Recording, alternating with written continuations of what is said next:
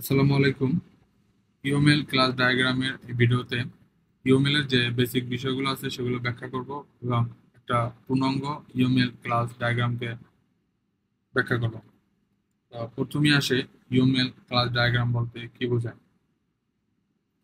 তো যখন আমরা একাধিক ক্লাসকে বিভিন্ন ধরনের রিলেশন মাধ্যমে যুক্ত করে একটা ডায়াগ্রাম তৈরি করব, তখন তাকে আমরা বলবো UML class diagram. UML class diagram is a visual representation by system structure showing class and relationship. UML ক্লাসের তিনটা পার্ট থাকে: নেম, অ্যাট্রিবিউট অ্যান্ড মেথড। যদি আমরা এখানে বেসিক স্ট্রাকচারতে দেখি তাহলে প্রথমে থাকে ক্লাসের নেম, তারপরে থাকে অ্যাট্রিবিউট এবং তারপর থাকে অপারেশন। অ্যাট্রিবিউট লেখার ক্ষেত্রে প্রথমে থাকবে ভিজিবিলিটি, তারপরে আমাদের যে ভেরিয়েবল আছে সেটার নেম এবং ভেরিয়েবল টাইপ। অ্যাট্রিবিউটের ভিজিবিলিটি আবার চার ধরনের হয়। যদি আমাদের এখানে বলে যে পাবলিক, অ্যাট্রিবিউটটা পাবলিক, তাহলে আমরা এখানে দেবো প্লাস ইউজ করব। যদি বলে প্রাইভেট অ্যাট্রিবিউট তাহলে আমরা মাইনাস ইউজ করব। প্রোটেক্টেড বলে হ্যাজ। যেমন এখানে আমাদের যে অ্যাট্রিবিউটগুলো আছে সবগুলো কিন্তু প্রাইভেট। অপারেশন, অপারেশন বলতে বোঝায় মূলত যে ফাংশন বা মেথডগুলো আছে ওগুলা সবার শেষে, শেষ পার্ট। প্রথমে থাকবে ক্লাসের নেম, তারপর থাকবে অ্যাট্রিবিউট এবং শেষের পার্টে থাকবে অপারেশন।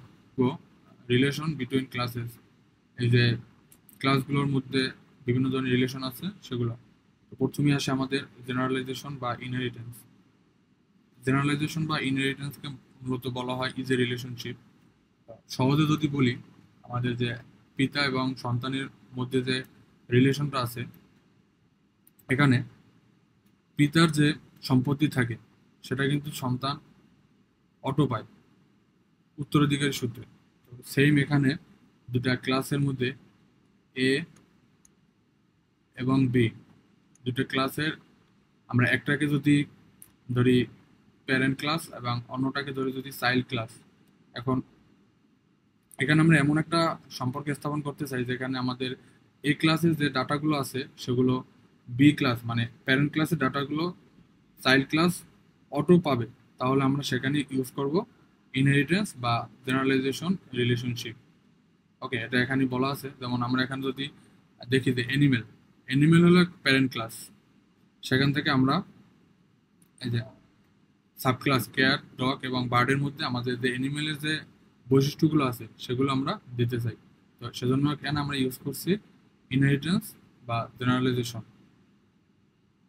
আর ইনহেরিটেন্স বোঝানোর জন্য এই চিহ্নটা ব্যবহার করা হয়।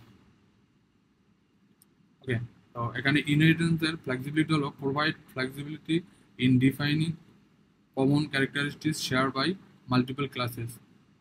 তো এখানে ইনহেরিটেন্সের সুবিধা হলো এই যে কমন বৈশিষ্ট্যগুলো আছে এগুলো মাল্টিপল ক্লাসে অটো শেয়ার করা যায়। যেমন এখানে অ্যানিমেলের কিন্তু নির্দিষ্ট কিছু বৈশিষ্ট্য আছে। তো এই অ্যানিমেলের বৈশিষ্ট্যগুলো আমরা এই সাব ক্লাসের ভিতরে খুব সহজে দিতে পারছি। এটা হলো ইনহেরিটেন্সের ফ্লেক্সিবিলিটি বা সুবিধা। সিমিলারলি আমরা যদি আরেকটা উদাহরণ দেখি ব্যাংক অ্যাকাউন্টের ক্ষেত্রে। তো ব্যাংক অ্যাকাউন্ট কিন্তু প্যারেন্ট ক্লাস, মানে প্রথমে একটা ব্যাংক অ্যাকাউন্ট থাকবে, তারপরে আমরা এই একটা ব্যাংক অ্যাকাউন্টের আবার কারেন্ট অ্যাকাউন্ট, সেভিং অ্যাকাউন্ট এবং ক্রেডিট অ্যাকাউন্টে ভাগ করতে পারি। তার মানে কি, আমরা যে ব্যাংক অ্যাকাউন্টটা আছে এটাকে আমরা ইনহেরিট করতেছি। যেমন এখানে যে কারেন্ট অ্যাকাউন্ট আছে, কারেন্ট অ্যাকাউন্টের মধ্যে কিন্তু ব্যাংক অ্যাকাউন্টের আগের যে বৈশিষ্ট্যগুলো আছে সেগুলো কিন্তু অটো চলে আসবে। তারপরে আমাদের যে কারেন্ট অ্যাকাউন্টের যদি কোনো বৈশিষ্ট্য থাকে সেগুলো পরে আবার অ্যাড করতে পারে। তো এখানে কিন্তু অটো এই ব্যাংক অ্যাকাউন্টের বৈশিষ্ট্যগুলো তিনটার মধ্যে চলে যাবে। তারপরে আবার এই যে এদের নিজস্ব যদি কোনো বৈশিষ্ট্য থাকে তাহলে আমরা আবার সেগুলো অ্যাড করতে পারি। এটা হলো আমাদের জেনারেলাইজেশন বা ইনহেরিটেন্স রিলেশন। তারপরে আসে আমাদের অ্যাসোসিয়েশন। অ্যাসোসিয়েশনকে মূলত বলা হয় হ্যাজ এ রিলেশনশিপ। অ্যাসোসিয়েশন বলতে বোঝায় আমাদের এই যে দুইটা ক্লাসের ভিতরে যে সম্পর্ক থাকবে, সম্পর্কটা কি ধরনের হবে। যেমন একটা ক্লাস অন্য ক্লাসের উপর কতটা নির্ভরশীল, বা একটা ক্লাস কোন ক্লাস সম্পর্কে জানবে, কোন ক্লাস সম্পর্কে জানবে না, বা একটা ক্লাস অন্য একটা ক্লাস ছাড়া থাকতে পারবে কি পারবে না, এটা মূলত বর্ণনা করা হয় অ্যাসোসিয়েশনের মাধ্যমে। তো এখানে অ্যাসোসিয়েশনের দুই ধরনের টাইপ আছে, যেমন ইউনারি অ্যাসোসিয়েশন এবং বাইনারি অ্যাসোসিয়েশন। তো ইউনারি অ্যাসোসিয়েশন বলতে মূলত বোঝায় যে একমুখী আর কি। ধরেন এ এবং বি দুটা যদি ক্লাস হয়, দুইটা ক্লাসের মধ্যে সম্পর্কটা হলো এরকম যে এ ক্লাস বি ক্লাস সম্পর্কে জানবে, but B class A class সম্পর্কে জানবে না। যেমন এখানে কাস্টমার এবং প্রোডাক্টের মধ্যে আমরা ইউনারি অ্যাসোসিয়েশন দেখতে পাই। কাস্টমার শুধু প্রোডাক্ট সম্পর্কে জানে, বাট প্রোডাক্ট কিন্তু কাস্টমার সম্পর্কে ধারণা রাখে না। এজন্য আমরা এখানে, এটা হলো আমাদের ইউনারি অ্যাসোসিয়েশন। আর ইউনারি অ্যাসোসিয়েশন তীর চিহ্ন দ্বারা বোঝানো হয়।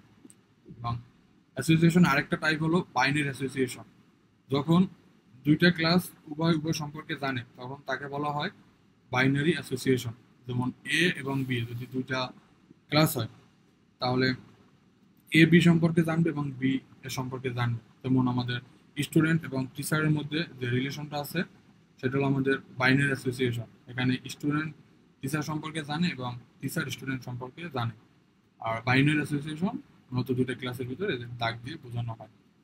ওকে, তো এখন আসে আমাদের অ্যাসোসিয়েশন মাল্টিপ্লিসিটিস। দেখুন এখানে একটা উদাহরণ, যেমন কোম্পানি এবং এমপ্লয়ি ভিতরে আমাদের ইউনারি অ্যাসোসিয়েশন, কারণ কোম্পানিও এমপ্লয়ি সম্পর্কে জানে, আবার এমপ্লয়ি কিন্তু কোম্পানি সম্পর্কে ধারণা রাখে। এখন এখানে মাল্টিপ্লিসিটি বলতে মূলত বোঝায়, দেখুন এখানে একটা কোম্পানি, এখানে কোম্পানি হলো একটা, আবার কর্মীর সংখ্যা কত, এক বা একাধিক। তো এখানে যে সম্পর্কের মধ্যে যে পরিমাণটা আছে, যেমন এখানে একটা কোম্পানি এক বা একাধিক কর্মীর সাথে যে সম্পর্ক রাখে, এটা মূলত আমরা যখন ডায়াগ্রামে প্রকাশ করব তখন এই সংখ্যাটা পরিমাপ করার জন্য অ্যাসোসিয়েশন মাল্টিপ্লিসিটি ব্যবহার করব। যেমন আমরা এখানে যদি দেখি টিচার, যেমন একজন টিচার, এখানে যদি আমরা এক দিই, এক বা একাধিক স্টুডেন্টের সাথে সম্পর্ক রাখতে পারে। তো এভাবে আমরা ডায়াগ্রামে যে সংখ্যার পরিমাণটা আছে সেটা মূলত বুঝিয়ে থাকি এই অ্যাসোসিয়েশন মাল্টিপ্লিসিটির মাধ্যমে। যেমন এখানে যদি শুধু ওয়ান থাকে তার মানে শুধু এক এক, জিরো থেকে ওয়ান মানে জিরো জিরো, অথবা এক সম্পর্কে এরকম শুধু যদি স্টার থাকে তাহলে একাধিক সম্পর্ক, এবং zero to many, one to many, এভাবে আমরা মূলত বুঝিয়ে থাকি। Okay, তো এখন আমাদের যে অ্যাসোসিয়েশন আছে, অ্যাসোসিয়েশনে মূলত দুই ধরনের রিলেশন থাকে, একটা হলো উইক রিলেশন এবং আরেকটা স্ট্রং রিলেশন। তো এখানে যে উইক রিলেশনটা আছে এটাকে বলা হয় অ্যাগ্রিগেশন, এবং স্ট্রং রিলেশনকে বলা হয় কম্পোজিশন। তো অ্যাগ্রিগেশনে the child can exist independently of the parent. যেমন যদি কোনো যেমন দুটা ক্লাস এ বি, ওকে, তো এখন এটা হলো প্যারেন্ট, এটা হলো চাইল্ড। এখন একটা ক্লাস যদি, মানে এখানে একটা হলো দেয়া যে চাইল্ড ক্লাসটা আছে, এই চাইল্ড ক্লাসটা যদি প্যারেন্ট ক্লাস ছাড়া নিজে নিজে থাকতে পারে, মানে প্যারেন্ট ক্লাস ছাড়াও যদি চাইল্ড ক্লাসটা এক্সিস্ট করে, তাহলে আমরা তাকে বলবো অ্যাগ্রিগেশন বা উইক রিলেশনশিপ। যেমন লাইব্রেরি এবং বুকস, এখানে লাইব্রেরি হলো প্যারেন্টস এবং বুকস হলো চাইল্ড। ওকে, তো এখানে আমাদের যদি লাইব্রেরি না থাকে তাহলে কিন্তু আমাদের যে বই আছে বইয়ের বৈশিষ্ট্য কিন্তু হারিয়ে যাবে না, বই কিন্তু থাকবে। বইয়ের যে নিজস্ব বৈশিষ্ট্য আছে সেই বৈশিষ্ট্যগুলো থাকবে। তার মানে কি, বই প্যারেন্ট ক্লাস ছাড়া, মানে লাইব্রেরি ছাড়াও থাকতে পারে। তো এক্ষেত্রে হবে আমাদের অ্যাগ্রিগেশন।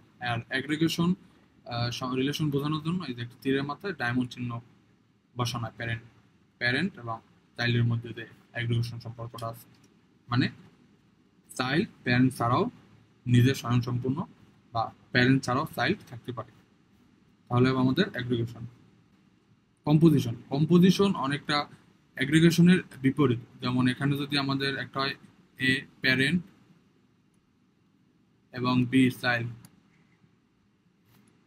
তো তাহলে যদি চাইল্ড যদি প্যারেন্ট ছাড়া এক্সিস্ট না করে, তাহলে যে কানেকশনটা হবে সেটা হবে কম্পোজিশন বা স্ট্রং কানেকশন।